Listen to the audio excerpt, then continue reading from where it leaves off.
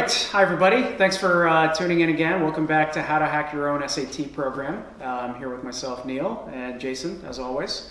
Today we're going to be talking about homework, specific to the SAT program. So, Jason, when it comes to homework, just in general, right? Like, let's maybe start with kind of probably the more quantitative question: how much homework should be assigned, right? Like, I mean, whether it's a full program. I mean, give us some background here on like how much homework kids need for an SAT program. So when it comes to SAT, the first thing to realize if you're a teacher, a guidance counselor, or school administrator is that the homework ratio that schools have come up with for regular classes, and right now it seems to be about the 10 minutes per grade level. So a high school junior, you know, the recommended amount of homework for most high school juniors at most schools is going to be 110 minutes per day for an 11th grader, given the classes that they're taking. Okay. SAT doesn't quite work that way because it's not about learning new content.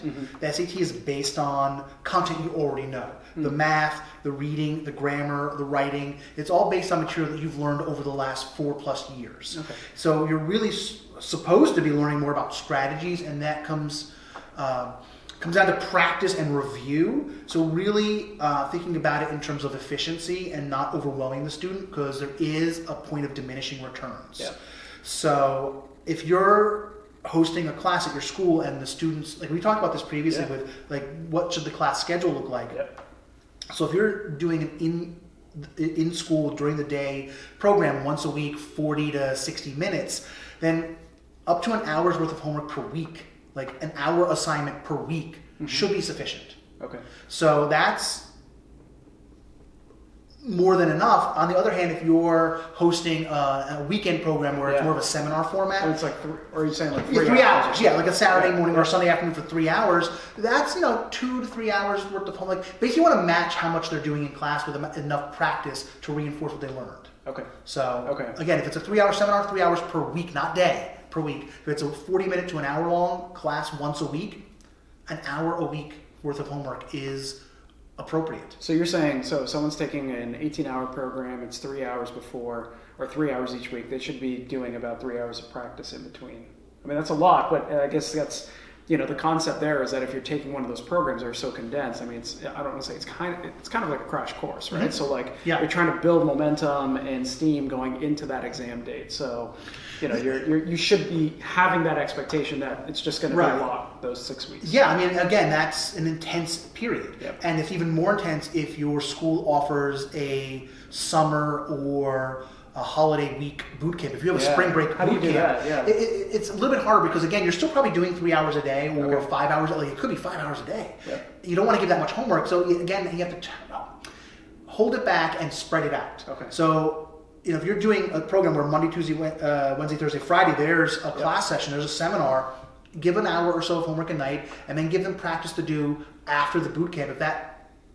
If you have a spring break in March, the next SAT is not till May. So you want to give them work to continue to practice throughout April. So spread it out. Well, so that's a follow-up question to that, right? So let's say someone takes the test, right? So they did the class, they did the prep and the homework, then they take the test. Any suggestions on, like, and I know we can maybe save this for another video, but because we could spend a whole topic on kind of multiple test taking and strategies around that. But do you have a sense of like, or what you've worked with other students, like, okay, they take the test, how much homework or prep they should do before they take the next test? That's actually a really good question. If you have a situation where you've presented a class to the students at your school and they've hit that target test date, and then the students want to continue, theoretically, you hopefully have not used all of the available material. Yeah. That there's some material left over, and that if students want to do a booster or a review and you want to host that, like a 3-hour seminar to review with a little bit of practice, like an hour to 3 hours worth of practice, a week or two before the second test date, that would be a good booster in my opinion. But how much homework should the kids be doing, like in that kind of booster scenario? The truth is, unless you're managing it, you really can't assign an appropriate amount of homework. Okay. So if it's just, we have this class, it's for the March test date, and some of our students are going to take May or June or August, you can't really assign homework because then there's no follow through. Okay. So you could say, look, we assign homework from, and I know we're going to talk about this in a minute, the College Board's official SAT study guide, and we only got through 4 of the 8 tests. We're not going to, our school's not hosting a booster. You got 4 more tests, do them at your convenience. Yeah. And that's the best you can hope for sometimes. Well, so that's the perfect segue, right? So like if we think about now what kind of homework you should be assigning, right? So if you're in a 10-hour program, and I know we haven't really talked about kind of specific syllabi week to week, which we'll do hopefully at some point here over the next few videos, but how would you, what type of homework are you assigning? What's the best kind of homework to assign? Right. Well, there's 2 types of homework that's generally productive in my opinion. Okay. One is, and if you're listening to this at home, you're not seeing this, but I'm holding up the College Board's official SAT study guide. It's published by the College Board. It's 8 real tests that they've retired. So they're real tests that were administered to real students over the last couple of years. That's the absolute best material, period, because best stuff. And so that's what I would assign. Like if I was doing a class and the topic of the day was math, I would assign a math section from one of these tests. Okay. That's the homework. Okay. The other type of homework are content-based practice sets. Okay. So this is a situation where you want to do grammar review because you're worried the students might be not as strong in grammar as they should be, or you want to do math content review. We really need to review systems of equations. Yep. Question banks can be really helpful. I know that I have access to a question bank that I can assign, and so that is a great way to supplement. Yeah. But the best is doing a section eventually under timed conditions. Yeah. You don't have to start on the first class with timed sections. You can assign sections that are untimed just to get them a chance to practice the strategies you've been teaching them. Because as we've talked about in previous videos, you want to focus on strategies first, content second. Yeah. So you want to get them a chance to practice and master the strategies, and then eventually get to timed sections. So you wouldn't. So I guess then maybe I'm misunderstanding this. So let's say you've got a 10-week syllabus or 12-week syllabus. So the first few weeks you're doing more kind of content-based homework sets, and then towards the end you're kind of scaling up to just assigning a section, or the opposite actually. Oh, okay. I would assign sections right away because the problem with content-based homework assignments, if you assign a homework assignment that's just, for example, as I mentioned, systems of equations, the section on the SAT is not just systems of equations. The math covers topics from the last 4 or 5 years of school. Got it. So you want to give them broad practice, and that's a trap a lot of schools fall into, is trying to teach math or trying to teach reading. Yeah. And that's not what the test is about. It's about a broad spectrum of topics, but all covered in confusing puzzles. Okay. So focusing on strategies first and using the real sections, and as you go through the program towards the second half, if you have started to identify areas where your students need extra work, I know a lot of schools, for example, exponents is a topic where a lot of students struggle. And I'm here in Massachusetts. Massachusetts has an incredibly strong public school system, one if not the strongest in the country, and I've taught public school in this state, and I know that the students at the Massachusetts public schools do not spend enough time on exponents for my taste. Okay. So every class I teach, every student I have, almost universally students struggle with exponents because they just didn't spend enough time on it in Algebra 2. Got it. It's just, there's so much to cover, and so that's an area that I know that I always assign extra practice. Yeah, yeah. Okay. And so for those, and you mentioned that you have access to question banks here, right, that you can use to assign programs. Right. Let's say people don't have that same access. Are there some free, does Khan Academy, what are some of the resources out there that you've seen? Yeah, I mean, Khan Academy is a valuable supplementary resource. I mean, the College Board has a contract with Khan Academy, and they encourage people, it's even in the book, they tell you to go to Khan Academy. And Khan Academy has some benefits in that they do have some explanation, but their practice sets are very short. Okay. And they're not changing, they're not adaptive. Yeah. So that, for example, the question bank that we have is about 4,000 questions. Okay. And one of my instructors can type in, okay, I want questions on exponents, systems of equations, parabolas, and quadratics. And then a pool of 100 questions is available, and it will randomly select 10 questions from that pool of 100 Yeah. for that student. Yep. Okay. That is the best resource because it's adaptive. Got it. to what Got you it. need. And so for those of you out there who don't may necessarily have that, that might be, so we're always talking about how to build this program for under $500, right? So there are some pretty good content resources out there where you can do that, right? So you can buy a license to some question banks or some companies that have question banks like what Jason's describing, and then you can, assign the homework as needed, right? So that's something, those are those options that are out there as well. Okay, great. Anything else related to homework that you can think of? Yeah, I really want to caution schools and teachers from assigning too much homework for SAT. Again, there is a level of diminishing returns, and one of the big traps is to assign too much homework the last week. Yep. When the student's going into the test, Yeah. the biggest danger is stress. Okay.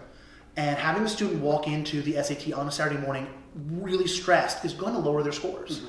So that last week, I actually taper off the homework. Yeah. And the homework assignment for the Friday before the test, and those of listening at home didn't see me use the bunny ears. The homework assignment Quotation marks for those. quotation who don't know marks, what yeah. ears are. The homework assignment for the Friday night before the test is no homework allowed. And I've had parents come to me and complain, but I want my student to do a whole section the night before the test, and my response is, please don't stress your student out. Right. That they need a good night's sleep, they need a relaxing morning, they need to calmly prepare their ticket and their pencils and their eraser and their timepiece and their water bottle the night before, Yeah. have a good night's sleep and a nice yummy breakfast. Yeah. That's more important than doing a whole section or a lot of homework the night before. Got it. Oh, actually, you know what? I have one more question Sure. for you. So when it comes to data, though, right? So I know there are a lot of programs out there. We've Right. even talked about it too, which is, if you have access to a system where you can assign kids homework online so that they can complete it at home, then you as an instructor can get the data in terms of how the students perform.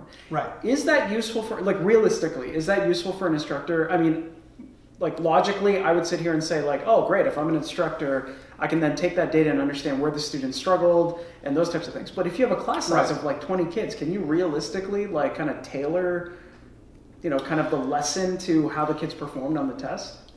If you have a class of 20, it's much harder to do that Yeah. because this is not a full year course. Okay, This right. is anywhere from 10 to 30 hours of instruction, Yeah. a little bit at a time. So it's hard to do that. But tracking is useful in that when a student completes the test, you can look and see a pattern. Okay. So one of the things is you might not have access to the scaled scores. Yep. And the College Board does not, in this big blue book, the College Board does not provide scaled scores anymore. So when a student does a section, if there's a 20 question math section and they get 11 correct, that's 55% of the answers.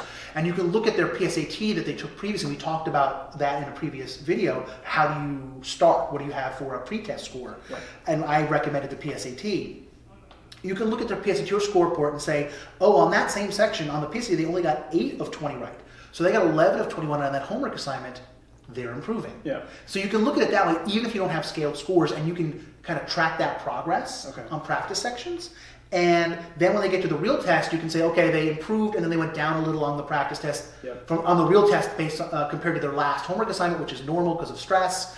And you can really track how they're doing, and then you can have a conversation with them as a guidance counselor, as an administrator, or as a teacher with the parents Got it. or the student after the test, and then help them goal set for the next time they're going to take it. Okay.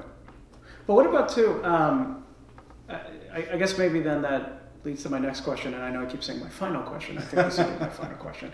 But when you're thinking about just as a new instructor who's teaching their own SAT program for the first time, do you want to have kind of the homework already set for the program, or are you going to make my assumption is you're going to make deviations, but I mean, what would you suggest for someone doing this their first time? So I would say in general, you want the homework set. You want to know, you want to pre-plan, because you have a certain number of sessions. Yeah.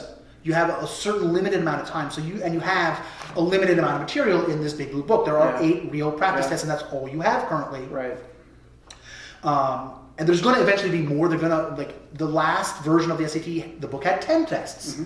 And when it first came out, it only had 4. So they're going to add more eventually, but for now, there's only 8. Yeah. So you do want to use this wisely and not kind of burn through it by accident by not knowing what you're going to be doing. Yeah. So plan it out, but also when we were talking about those question banks, that's where you can get adaptive later in the program as you start to see patterns. Okay. But you do want to plan out the section homework because they do need that like full section review. When they're doing a reading section, that's a 65-minute homework assignment. Yep. So that's a lot of really good practice. Okay. When they're doing an essay, that's a 50-minute practice. Yeah. So you want to plan that out so you're not inadvertently assigning too much or too little homework. Okay. And then supplement that with question banks. And the question bank could be 10 questions. Yeah. Right. So that's only a little extra time. Yeah. So you're not overwhelming the student. Got it. Okay. All right, great. Well, lots of great information. Hopefully you all found it pretty helpful. As always, please, if you have questions, comments, leave them below, and we'll see you next time.